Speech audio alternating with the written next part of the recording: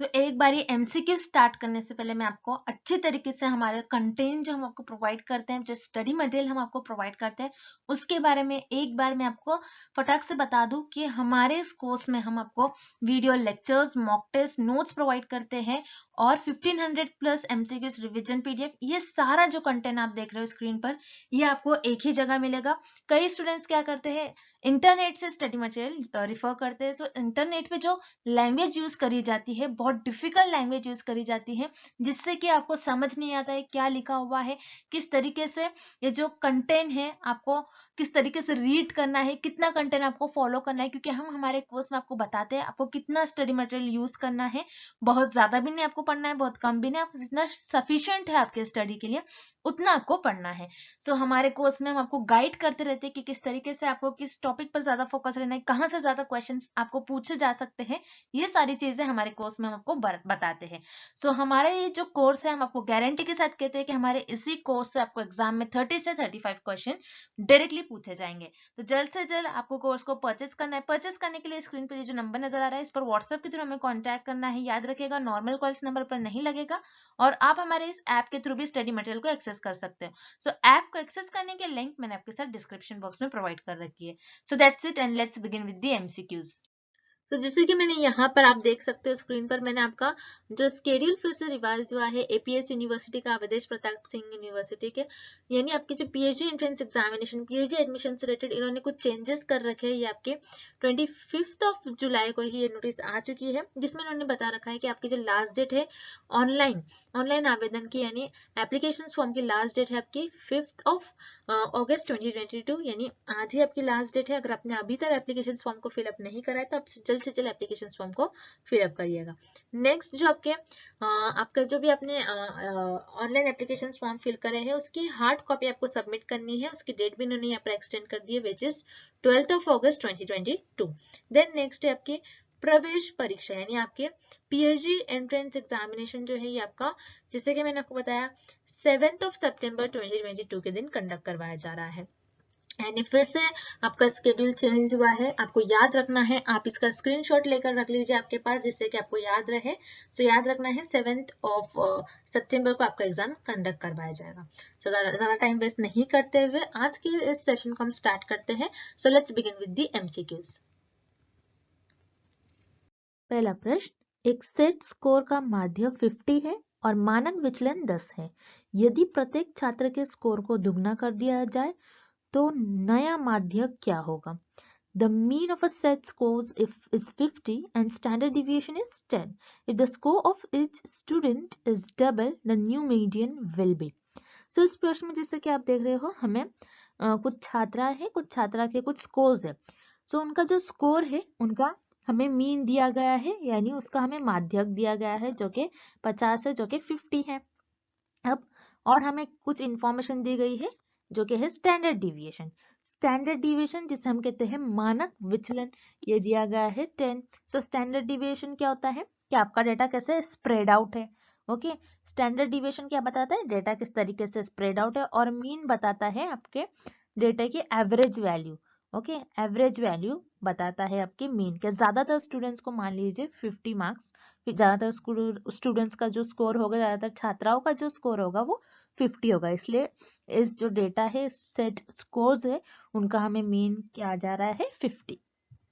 अब हमें इस केस में पूछा गया है कि जो छात्राओं के स्कोर्स है उससे अगर हम दुगना कर दे तो उस केस में हमारा जो नया जो हमारा मीडियन होगा वो क्या होगा, नया माध्यक क्या होगा। क्योंकि हमें यहाँ पर मीन दिया गया है, माध्य दिया गया है और मानक विचलन दिया गया है, मतलब स्टैंडर्ड डिविएशन दिया गया है, और हमें मीडियन पूछ रहा है। मीडियन क्या होता है पहले तो आपको ये पता होना चाहिए इस प्रश्न को सॉल्व करने से पहले। मीडियन मतलब आपका जो भी डेटा होता है उस डेटा की सेंटर वैल्यू और मिडल वैल्यू को हम कहते हैं मीडियन। अब जैसे कि यहाँ पर आपको मीन दिया गया है यानी माध्य दिया गया है और स्टैंडर्ड डिविएशन दिया गया है। सो याद रखिएगा ये दोनों भी वैल्यू आपको सिर्फ और सिर्फ कंफ्यूज करने के लिए एग्जामिनर ने दिया है। इससे आपका इस क्वेश्चन से कोई लेना देना नहीं है, बस आपको थोड़ा कंफ्यूज करने के लिए उन्होंने आपको मीन और स्टैंडर्ड डिविएशन की वैल्यू दी है। अब क्वेश्चन जब हम सॉल्व करेंगे तो क्वेश्चन की तरफ हम बढ़ते हैं। इन्होंने कहा कि स्टूडेंट्स के जो स्कोर है, यानी छात्रों के जो स्कोर है उसको दुगना कर दिया जाए।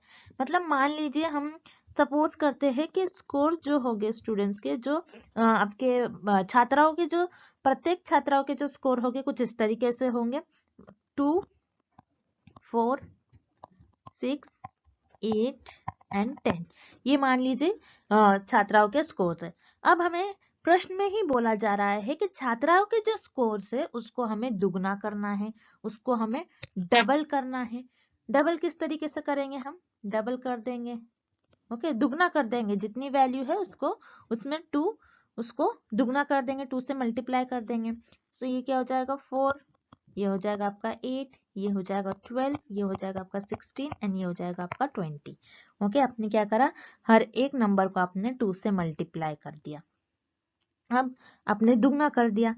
अब दुगना करने के बाद आपका जो ये नया मीडियन होगा, मीडियन क्या हो रहा है? देखिए मीडियन के क्या होता है कि आपके डेटा की जो मिडिल वैल्यू है, जो सेंटर वैल्यू है, उसे हम कहते हैं मीडियन। अब अगर मैं लेफ्ट साइड से देखूं, ये फर्स्ट, सेकंड, थर्ड नंबर पर मुझे मिल रहा है 6, और अगर मैं राइट साइड से देखूं तो फर्स्ट, सेकंड और अगेन थर्ड नंबर पर मुझे मिल रहा है इस डेटे में 6। मतलब इस डेटा के जो मीडियन वैल्यू है वो है मेरी 6। ओके, मीडियन वैल्यू हमें पता चल गई जो कि है 6। अब जैसे कि हमने दुगना कर दिया हमारे ऑब्जर्वेशंस को, हमारे छात्राओं के स्कोर्स को हमने दुगना कर दिया। दुगना करने पर 6 का क्या हो जा रहा है? 6 हमारा जो डेटा है, सॉरी हमारा जो स्टूडेंट्स का जो स्कोर्स है, छात्राओं का जो स्कोर्स है वो क्या हो गया?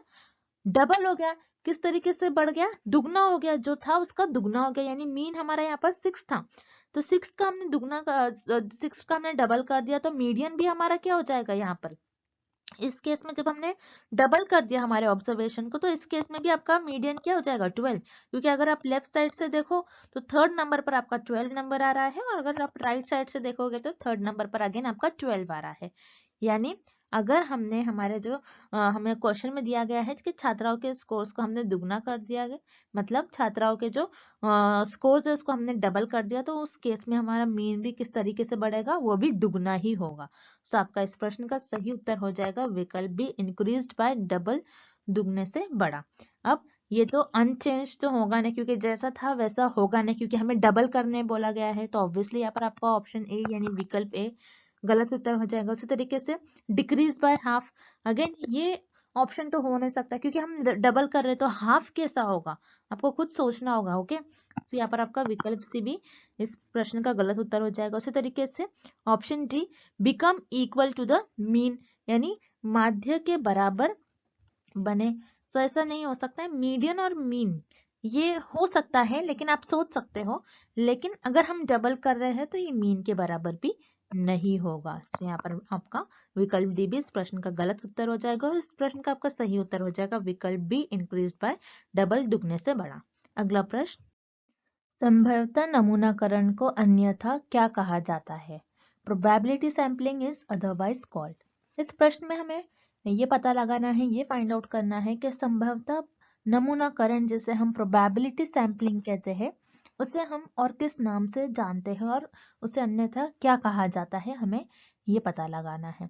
सो अगेन हम एक एक कर हर विकल्प को देखेंगे, सॉल्व करेंगे, उसके थ्रू हम इस क्वेश्चन को, इस प्रश्न को सॉल्व करेंगे। जैसे आपको याद रखना है कि नमूनाकरण के दो प्रकार होते हैं।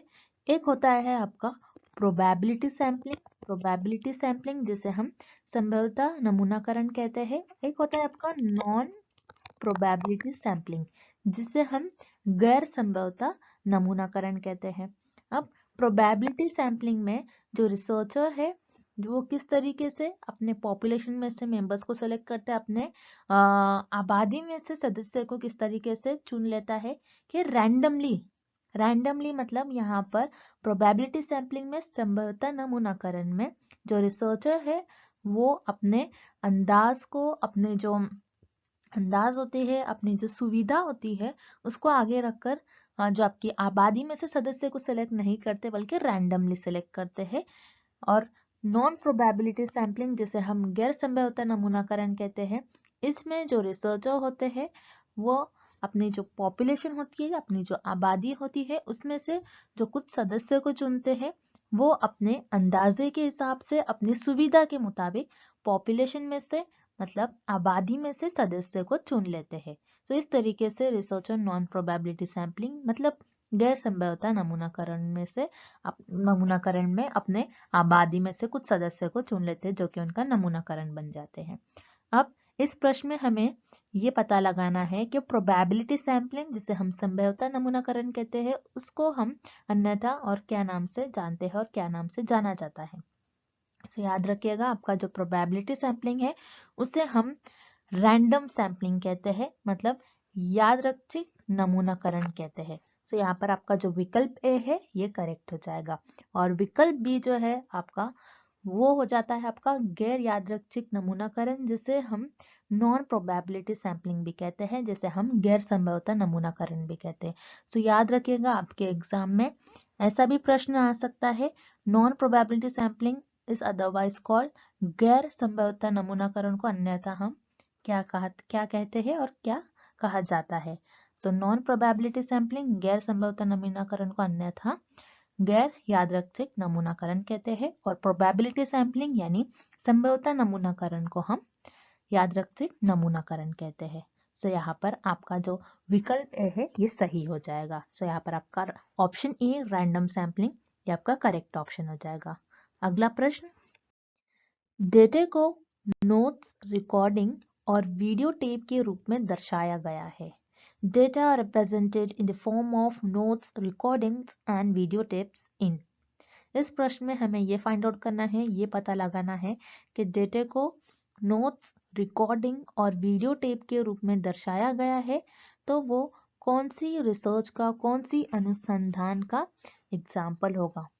अब आपको याद रखना है आपके जो दो रिसर्च मेनली जो होती है जैसे क्वालिटेटिव एंड क्वांटिटेटिव मतलब गुणात्मक एंड मात्रात्मक। सो गुणात्मक अनुसंधान में आपके पास जो भी डेटा होगा वो नोट्स, रिकॉर्डिंग और वीडियो टेप के रूप में होगा। सो यहाँ पर आपका विकल्प ए करेक्ट हो जाएगा। देन विकल्प बी मतलब ऑप्शन बी आपको गिवन है मात्रात्मक अनुसंधान। मात्रात्मक अनुसंधान जिसे आपको नाम देखकर ही इसका अर्थ पता लग रहा होगा।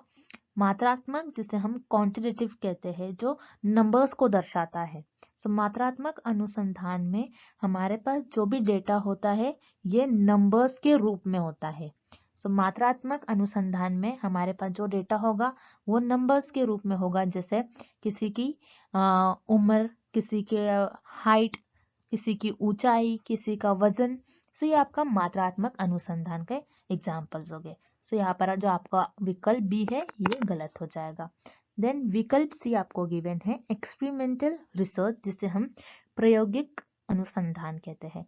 सो प्रायोगिक अनुसंधान ऐसी अनुसंधान होती है जिसमें बेसिकली आपके पास जो डेटा होता है इसमें भी आपके पास जो डेटा होगा वो नंबर के रूप में होता है। और एक्सपेरिमेंटल रिसर्च में और प्रायोगिक अनुसंधान में आप मेनली आप जो वेरिएबल्स होते हैं, जो चर होते हैं, उनके बीच में कैसा संबंध है उसको पता लगाते हो, मतलब कॉज एंड इफेक्ट रिलेशनशिप आप फाइंड आउट करते हो। सो एक्सपेरिमेंटल रिसर्च मतलब प्रायोगिक अनुसंधान में भी आपके पास जो डेटा होता है ये नंबर्स के रूप में होता है।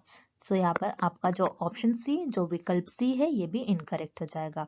सो आपके पास ऐसा डेटा जो नोट्स, रिकॉर्डिंग और वीडियो टेप के रूप में दर्शाया गया है तो ये आपका गुणात्मक अनुसंधान में एग्जाम्पल होगा, मतलब क्वालिटेटिव रिसर्च का एग्जाम्पल होगा। तो यहाँ पर आपका जो करेक्ट ऑप्शन हो जाएगा, करेक्ट विकल्प हो जाएगा वो है आपका ऑप्शन ए और विकल्प ए। अगला प्रश्न, सत्य होने की स्थिति में नगण्य परिकल्पना की अस्वीकृति क्या कहलाती है? Rejection of null hypothesis when it is true is called.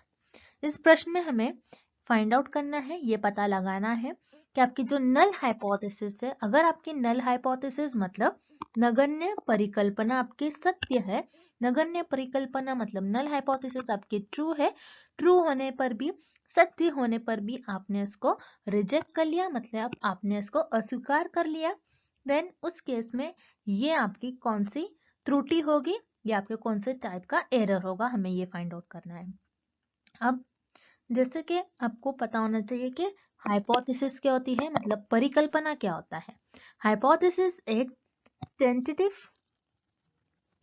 Statement होता है जो आपके शोधकर्ता के अंदाजे और अनुमान पर आधारित होता है। आपको याद रखना है, बहुत इंपॉर्टेंट है।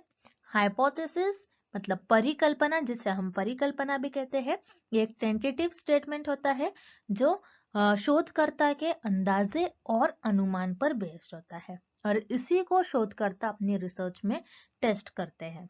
अब जो हाइपोथेसिस है उसे टेस्ट करने में रिसर्चर से गलती होती है, उसी को हम कहते हैं एरर्स और त्रुटि। अब रिसर्च में दो टाइप की त्रुटि होती है, एक होती है आपकी टाइप 1 एरर, एक होता है टाइप 2 एरर। टाइप 1 त्रुटि और टाइप 2 त्रुटि, सो ये आपको याद रखना है। ये टेबल बहुत इंपॉर्टेंट है, इस फिगर में आपको देखना है। जैसे कि आपकी जो नल हाइपोथेसिस है, मतलब आपकी जो नगण्य परिकल्पना है, अगर ये ट्रू है मतलब ये सत्य है, सत्य होने पर भी आपने इसको अस्वीकार कर लिया, आपने इसको रिजेक्ट कर लिया, सो ये हो जाती है आपकी टाइप 1 एरर और टाइप 1 त्रुटि। अगर आपकी जो नल हाइपोथेसिस है, मतलब जो नगण्य परिकल्पना है, ये फॉल्स है, मतलब ये गलत है, गलत होने पर भी आपने इसको एक्सेप्ट कर लिया, मतलब आपने इसको स्वीकार कर लिया, देन ये हो जाती है आपकी टाइप 2 एरर और टाइप 2 त्रुटि। और इस प्रश्न में हमें पूछ रहा है कि आपकी जो आपकी नगण्य परिकल्पना है, जो आपकी नल हाइपोथेसिस है, वो ट्रू है, मतलब वो सत्य है, सत्य होने पर भी आपने उसको अस्वीकार कर लिया, तो वो कौन सी एरर कहलाएगी, वो कौन सी त्रुटि कहलाएगी, आपकी टाइप 1 त्रुटि। ओके, आपने क्या कर लिया, आपकी जो नल हाइपोथेसिस थे, आपकी नगण्य परिकल्पना है, वो सत्य है, और फिर आपने इसको रिजेक्ट कर लिया, आपने इसको अस्वीकार कर लिया, सो वो हो जाती है आपकी टाइप 1 एरर और टाइप 1 त्रुटि। और जब आपकी नल हाइपोथेसिस फॉल्स होगी, फिर भी आपने उसको, मतलब आपकी नल हाइपोथेसिस गलत होगी, फिर भी आप उसको स्वीकार कर लेते हो, तो वो हो जाती है आपकी टाइप 2 एरर। सो इस प्रश्न का आपका सही उत्तर होगा विकल्प बी, जो कि है टाइप 1 त्रुटि। अब आपको सैंपलिंग एरर, तिदृश त्रुटि और स्टैंडर्ड एरर, मतलब नामक त्रुटि। सो ये जो सैम्पलिंग से रिलेटेड है, ये जो टर्म्स है आपकी सैम्पलिंग से रिलेटेड है। जब मैं आपको वो कॉन्सेप्ट समझाऊंगी तब हम ये सारे टर्म्स देखेंगे, तो आपको अभी कंफ्यूज नहीं होना है। आपको इस प्रश्न में बस इतना ही याद रखना है, type 1 error and type 2 error, type 1 त्रुटि और टाइप 2 त्रुटि क्या होती है। सो इस प्रश्न का आपका सही उत्तर हो जाएगा ऑप्शन बी, टाइप 1 एरर और टाइप 1 त्रुटि। अगला प्रश्न, Which of the following options are the main task of research? निम्नलिखित में से कौन से विकल्प शोध के मुख्य कार्य है। सो इस प्रश्न में हमें ये पता लगाना है कि शोध के मुख्य कार्य हमें किस विकल्प में दिए गए हैं, यानी इस प्रश्न में हमें ये पता लगाना है कि रिसर्च के मेन टास्क हमें किस ऑप्शंस में गिवन है। सो हम एक एक करके सारे ऑप्शन देखेंगे। Option A, to learn new things, yes, नई चीजों के बारे में कुछ सीखना। अब जैसे मान लीजिए फॉर एग्जाम्पल कोविड डिसीज जब आई थी, तो रिसर्चर ने उसके अगेंस्ट कुछ ना कुछ इन्फॉर्मेशन ली। उस रिसर्चर को, किसी को भी नहीं पता था कि कोविड क्या है पहले, तो रिसर्चर ने इसके बारे में नई नई इन्फॉर्मेशन जनरेट करी, कुछ सीखा, कुछ नया सीखा होगा उसके थ्रू। सो रिसर्च का मेन टास्क ये होता है कि हम नई नई चीजें सीखते रहते हैं। सो इस प्रश्न का आपका विकल्प ए सही हो जाएगा। उसी तरीके से विकल्प B, research give us the latest information, यानी अनुसंधान आपको नवीनतात्मक जानकारी देता है। ऐसा यहाँ पर आपका विकल्प बी भी सही हो जाएगा, क्योंकि रिसर्च जो है आपको लेटेस्ट, जो नवी नवी इंफॉर्मेशन है, ये आपको आपकी जानकारी देता है। जैसे मान लीजिए आईफोन है, हर ईयर में आईफोन लॉन्च होते रहता है, तो आपको पता होगा आईफोन में जो रिसर्चर्स होते हैं जिन्होंने आईफोन लॉन्च करते हैं, तो हर आईफोन में आपको कुछ ना कुछ इंक्रीमेंट देखने मिलेगा, उसके फीचर्स में, पिक्सल में, तो कुछ ना कुछ आपको नया देखने मिलता है। सो यस, रिसर्च के ही बेसिस पर हम आईफोन को डिजाइन करते हैं। सो यहाँ पर लेटेस्ट इंफॉर्मेशन हमें मिलती है रिसर्च में, ये भी सही है। उसी तरीके से option C, research help us with problem solving, यानी अनुसंधान समस्या समाधान में मदद करता है। सो अभी तक हमने जितने भी प्रश्न को सॉल्व किए, हर एक प्रश्न में हमने यही देखा है कि रिसर्च का मेन टास्क, जो मेन आप कहोगे जो इम्पोर्टेंट टास्क होता है, यही होता है कि समस्या का समाधान निकालना। सो इस प्रश्न का आपका विकल्प सी भी सही हो जाएगा, और इस क्वेश्चन का आपका करेक्ट ऑप्शन हो जाएगा ऑप्शन डी, उपरोक्त सभी यानी ऑल दी अबव सारे यहाँ पर विकल्प आपके सही होंगे, सारे ये भी मेन टास्क होते हैं आपके यानी मुख्य कार्य होते हैं शोध के। अगला प्रश्न, अगर दो चर पूरी तरह से नकारात्मक से संबंधित में होते हैं, two variables are said to be perfectly negatively correlated if। इस प्रश्न में हमें फाइंड आउट करना है और ये पता लगाना है अगर दो चर पूरी तरह से नकारात्मक से संबंधित में होते हैं तो उन दो चर के बीच में कैसा संबंध होगा। अगर आपके जो दो वेरिएबल्स है, दो वेरिएबल्स के बीच में कैसा रिलेटेड है, वो एक दूसरे से कैसे रिलेटेड है, परफेक्टली नेगेटिवली कोरिलेटेड है, तो उन दो वेरिएबल्स के बीच में, उन दो चर के बीच में कैसा कोरिलेशन होगा या फिर कैसा संबंध होगा, हमें ये फाइंड आउट करना है। तो याद रखिएगा कोरिलेशनल रिसर्च में से संबंध रिसर्च में आपके एक कोएफिशिएंट होता है जिसका नाम होता है कार्ल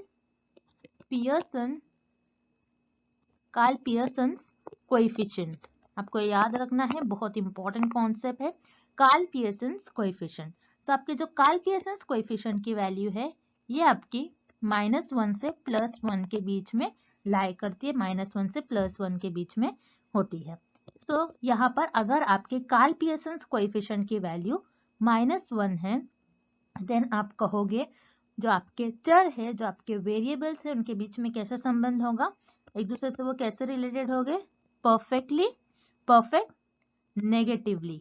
ओके, अगर -1 होगा आपकी कार्ल पियर्सन्स कोएफिशिएंट की वैल्यू तो आपके जो चर है वो एक दूसरे से कैसे, उनके बीच में कैसा संबंध होगा, वो एक दूसरे से परफेक्ट नेगेटिवली कोरिलेटेड होंगे।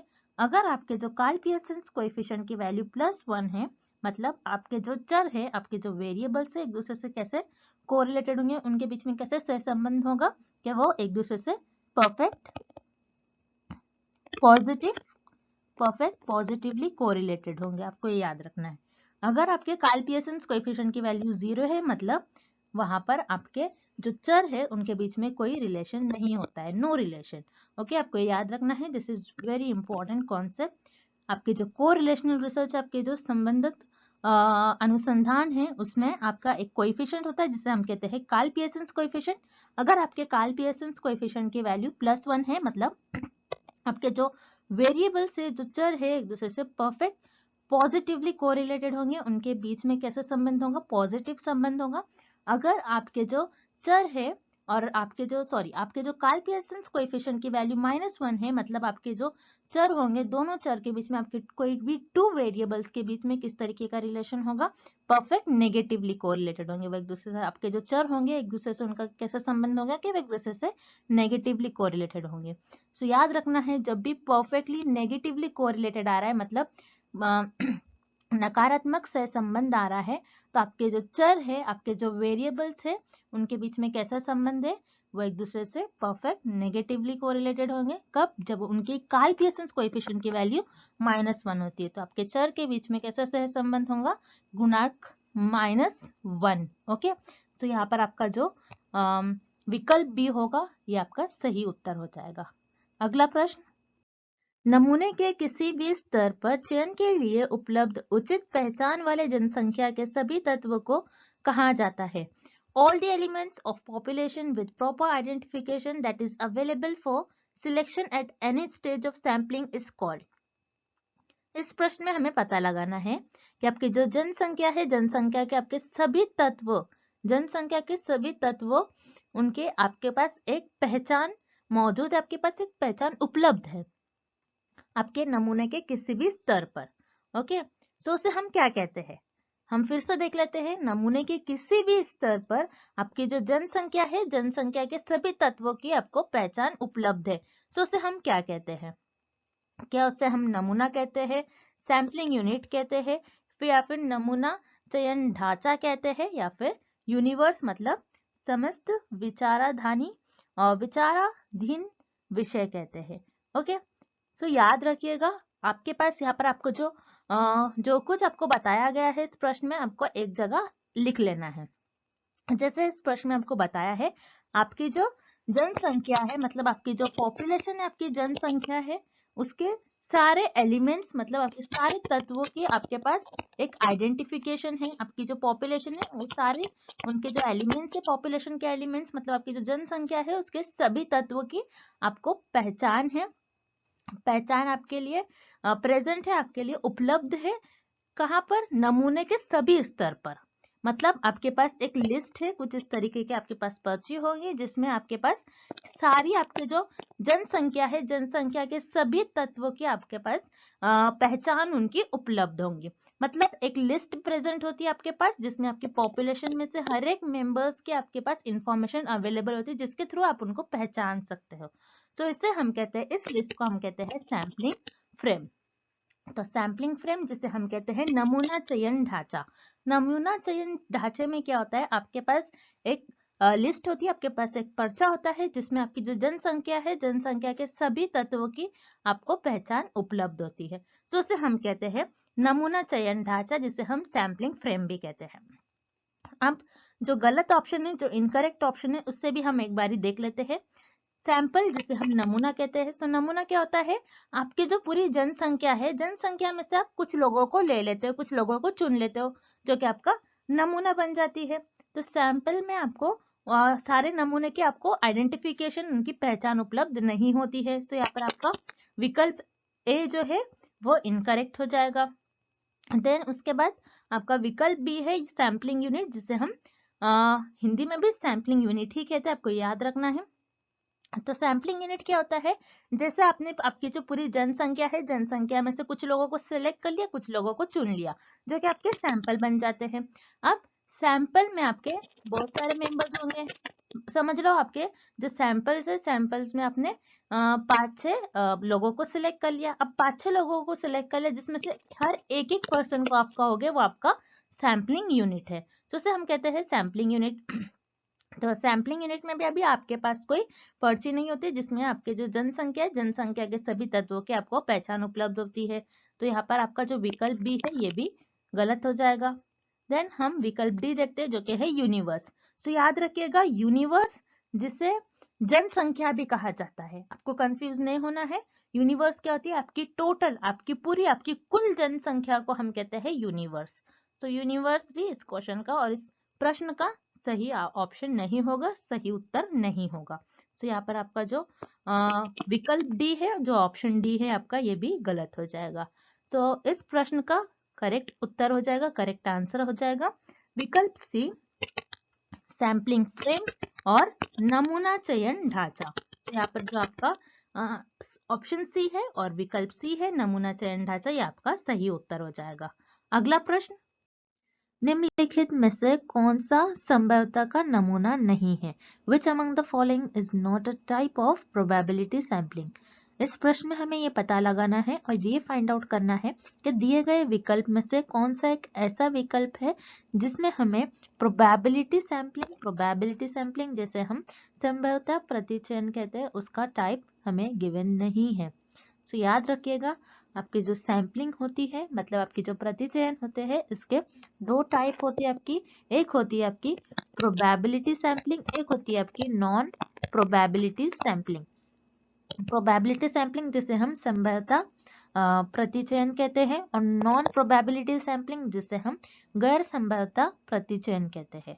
सो प्रोबेबिलिटी सैम्पलिंग मतलब संभाव्यता प्रतिचयन में क्या होता है कि रिसर्चर अपने जजमेंट और कन्वीनियंस को आगे नहीं रखकर, मतलब अपनी सुविधा और अंदाजे को का अनुमान लगाए बिना ही पॉपुलेशन में से अपने मेंबर्स को सिलेक्ट कर लेते हैं जो कि उनका सैंपल बन जाते हैं। मतलब उनकी जो जनसंख्या होती है उसमें से डायरेक्टली, मतलब रैंडमली अपने नमूने को चुन लेते हैं। उसी तरीके से नॉन प्रोबेबिलिटी सैम्पलिंग क्या होता है, जिससे हम गैर संभाव्यता प्रतिचयन कहते हैं।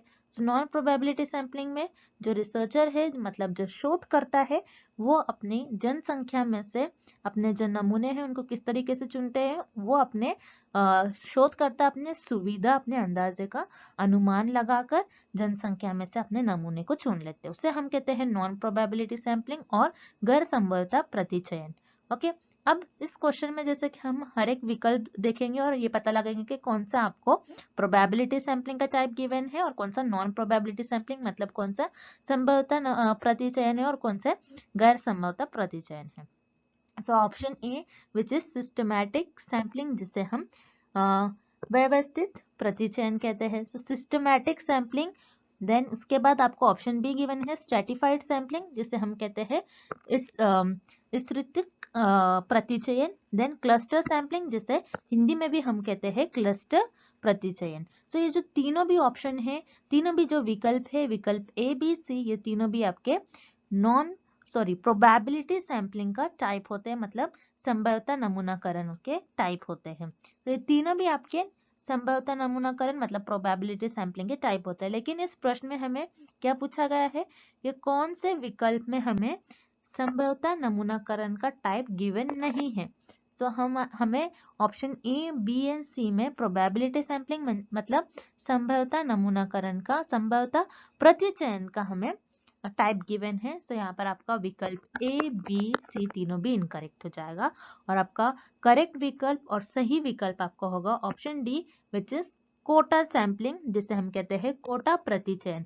कोटा सैम्पलिंग क्या होता है, ये आपका नॉन प्रोबेबिलिटी सैम्पलिंग का एक टाइप होता है, मतलब गैर संभाव्यता प्रतिचयन का एक टाइप होता है, जिसमें आप क्या करते हो और शोधकर्ता मतलब रिसर्चर क्या करते हैं, पॉपुलेशन होती है उनकी, पॉपुलेशन में से ऐसे लोगों को सिलेक्ट करते हैं जो उनका रिसर्च का एम है, जो उनके रिसर्च स्टडी का एम है, जो उनके शोध का एम है। तो यहाँ पर क्या किया, उनकी जो जनसंख्या है, ये रिसर्चर की जनसंख्या है, ये शोधकर्ता की जनसंख्या है, जनसंख्या में से शोधकर्ता ने अपनी सुविधा के हिसाब से और अपने अंदाजे के हिसाब से क्या कर लिया, ऐसे ऐसे मेल को सिलेक्ट कर लिया, ऐसे ऐसे पुरुषों को सिलेक्ट कर लिया जो जिनकी जो एज है वो 40 के अबव है, जिनकी एज, जिनकी वर्ष कितनी है, 40 के ज्यादा है, 40 से ज्यादा है, उन लोगों को अपनी सुविधा अपने अंदाजे के हिसाब से ले लिया कि उनको लगता है मुझे इन इन पुरुषों से मुझे इंफॉर्मेशन मिल सकती है।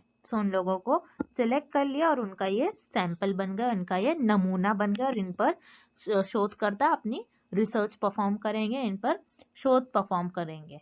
सो ये होती है आपका कोटा सैंपलिंग। कोटा सैंपलिंग आपके नॉन प्रोबेबिलिटी सैंपलिंग का टाइप होती है, मतलब गैर संभाव्यता प्रतिचयन का एक टाइप होती है। सो यहाँ पर आपका जो करेक्ट विकल्प हो जाएगा, आपका जो सही विकल्प हो जाएगा वो हो जाएगा option D quota sampling which is quota प्रतिचयन। अगला प्रश्न, निम्नलिखित में से किस चर को मात्रात्मक शब्दों में व्यक्त नहीं किया जा सकता है? Which of the following variables cannot be expressed in quantitative terms? इस प्रश्न में हमें ये फाइंड आउट करना है, ये पता लगाना है कि दिए गए विकल्प में से कौन सा ऐसा एक विकल्प है, कौन सा ऐसा एक वेरिएबल है, कौन सा ऐसा एक चर है जो आपके क्वांटिटेटिव टर्म को और मात्रात्मक शब्दों को एक्सप्रेस नहीं कर रहा है, व्यक्त नहीं कर रहा है।